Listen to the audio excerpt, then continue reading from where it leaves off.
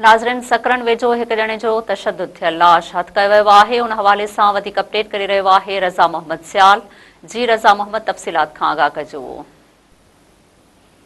बिल्कुल ही सकंड भरिसां घंडिया लिंक रोड टिघाट वटि अलवरायो परियार जो तशद्दुद थियल लाश हथ आयो, जंहिंखे हमदर्द फ्री एम्बुलेंस ज़रिए तहलका अस्पताल सकंड आंदो वियो।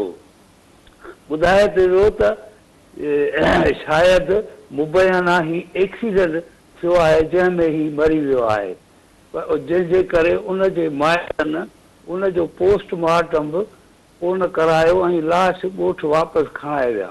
वरी राति देरि सां लाश वापसि तहलका सकंड अस्पताल में आंदो वियो ऐं पोस्टमार्टम पिणु करायो।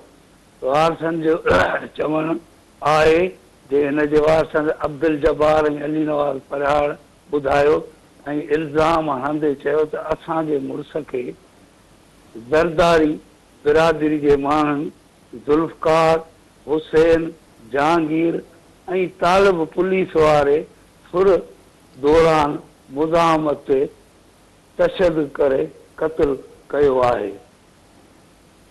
असांजे वसवारनि खे अपील आहे त जवाबदारनि खे गिरफ़्तार करे ऐं उन्हनि जे मथां केस दाख़िल करे हिन मज़लूम सां फोती जो केस दाख़िल करे उन सां इंसाफ़ कयो वञे। जेकॾहिं जवाबदार गिरफ़्तार न थिया त हिननि जो चवणु आहे त असां क़ौमी शाहरा बंदि कंदासीं।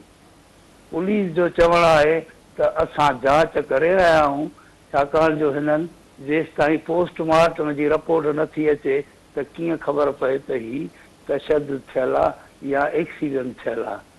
जी रज़ा मोहम्मद, तव्हांजी महिरबानी।